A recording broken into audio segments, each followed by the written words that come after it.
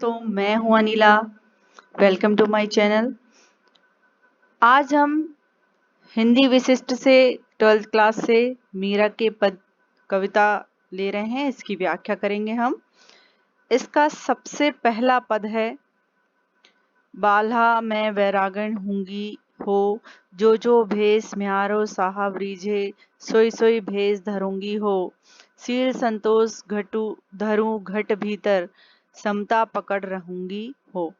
जाको नाम निरंजन कहिए, ताको ध्यान धरूंगी हो। गुरु ज्ञान रंगू तन कपड़ा, मन मुद्रा पेरूंगी हो। प्रेम प्रीत सु हरि गुण गाऊं, चरणन लिपट रहूंगी हो। यातन की मैं करूं कीगरी, रसना राम रटूंगी हो। मीरा कहे प्रभु गिरधर नागर, साधो संग रहूंगी हो।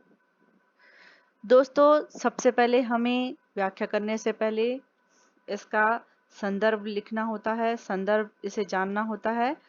तो जैसे कि आपको पता ही है कि मीराबाई भक्ति काल की कवित्री हैं और उन्होंने कृष्ण की याद में या कृष्ण के प्रेम और भक्ति में बड़ी श्रद्धा से ये पद गाए हैं।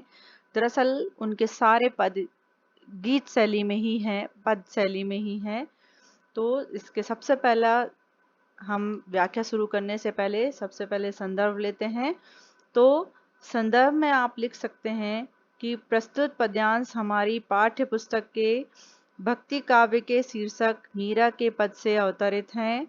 इसकी रचयिता या इसकी कवित्री मीराबाई हैं। इसके बाद संदर्भ के बाद हम प्रसंग लिखते हैं। तो प्रसंग में यह बताना होता है हमें कि दरअसल इस पद में मीराबाई ने क्या भाव रखा है। तो इसके प्रसंग में हम लिख सकते हैं कि प्रस्तुत पद्यांश में कवित्री मीरा ने अपने स्वामी अपने प्रभु श्री कृष्ण को प्राप्त करने के लिए वैराग्य धारण करने की प्रेरणा ली है। अब हम इसकी व्याख्या शुरू करते हैं। बाल्हा मैं बैरागिण हूंगी हो। बाल्हा यहाँ पर एक तरह से कृष्ण को ही संबोधित किया है कि हे मेरे प्रभु कृष्ण, मैं बैरागिण हूंगी हो। मैं तो अब सन्यासी हो गई हूँ, बैरागी हो गई हूँ। सन्यासी उसे कहते हैं, वैरागी उसे कहते हैं जो कि इस संसार से वैराग्य ले लेते हैं, जिन्हें सांसारिक मोह माया से कोई लेन देन नहीं रखना होता है। जो भेष म्यारो साहेब रीझो, मतलब जिस भेष में भी, जिस वेशभूषा में मेरे म्यारो मतलब मेरे, साहिब मतलब मेरे स्वामी श्री कृष्ण रीझेंगे मतलब प्रसन्न होंगे। तो जिस भेष में मेरे स्वामी कृष्ण मुझ पर रीझेंगे, प्रसन्न होंगे, सोई सोई भेष धरूंगी मैं, वही भेष मैं धारण करूंगी। सील संतोष धरूं घट भीतर, और सील और संतोष का भाव धरूं मतलब धारण करूंगी, घट भीतर हृदय के भीतर। घट, यहाँ घट का दूसरा अर्थ होता है हृदय। तो सील और संतोष का भाव धारण करूंगी हृदय के भीतर। समता पकड़ रहूंगी हो, और समता का भाव, समानता का भाव, सभी के प्रति समानता का भाव अपने हृदय में धारण करूंगी। जाको नाम निरंजन कहिए, जिसका नाम, जिस प्रभु का नाम निरंजन है। निरंजन मतलब होता है मनोरंजन देने वाला, हृदय को आनंदित करने वाला। तो जिसका नाम, जिस प्रभु का नाम, जिस श्री कृष्ण का नाम निरंजन है, ताको ध्यान धरूंगी हो। मैं उसका, ताको मतलब उसका, मैं उसका ध्यान रखूंगी, या मैं उनका ही ध्यान रात दिन करूंगी। गुरु ज्ञान रंगू, और गुरु के ज्ञान रूपी रंग से गुरु के ज्ञान रूपी रंग से मैं अपने तन रूपी कपड़े को, शरीर रूपी कपड़े को रंगूंगी। मन मुद्रा पेरूंगी और मन में साधना रूपी मुद्रिका, मुद्रिका मतलब अंगूठी पहनूंगी। मतलब मन में मैं श्री कृष्ण की साधना करूंगी।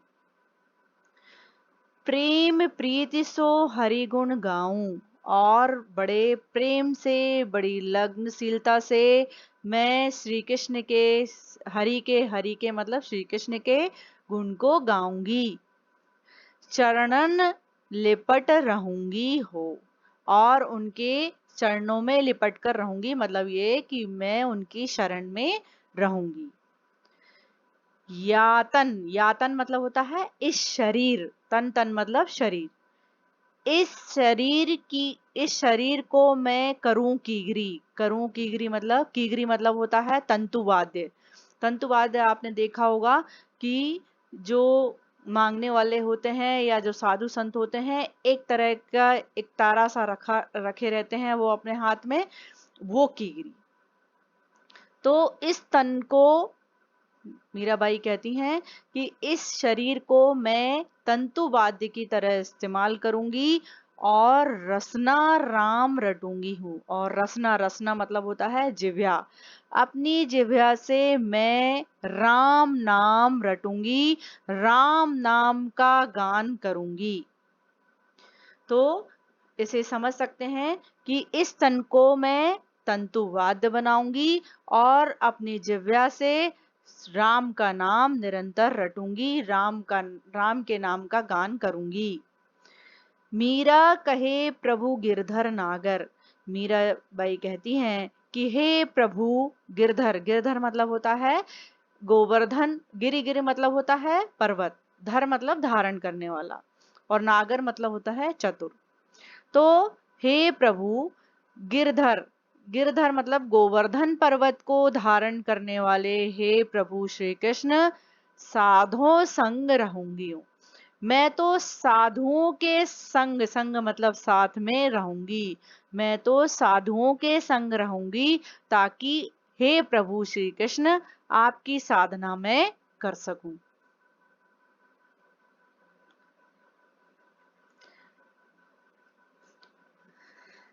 अब दोस्तों व्याख्या के बाद हम नीचे देते हैं एक एक काव्य सौंदर्य प्रस्तुत करते हैं, जो हम चौथा पॉइंट डालते हैं।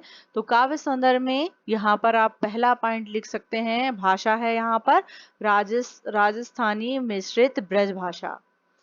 और आप शैली में लिख सकते हैं पद शैली। और अलंकार यहाँ पर आप देख सकते हैं कि अनुप्रास अलंकार है, ठीक है। और उसके बाद आप यहाँ पर ये भी देख सकते हैं कि यहाँ पर ये भक्ति से जुड़ी हुई रचना है। तो भक्ति से जुड़ी हुई जितनी भी रचना होती है उसमें शांत रस होता है। तो यहाँ पर आप रस लिख सकते हैं, शांत रस। तो ये आपका चौथा पॉइंट कंप्लीट हुआ, जिसे आप विशेष में भी दे सकते हैं। एक पॉइंट और दे सकते हैं विशेष करके। तो उस विशेष में आप लिख सकते हैं कि यहाँ पर मीराबाई ने श्री कृष्ण के प्रति अपनी अनन्य भक्ति भावना प्रकट की है। मीराबाई ने श्री कृष्ण के प्रति अपनी अनन्य भक्ति भावना प्रकट की है।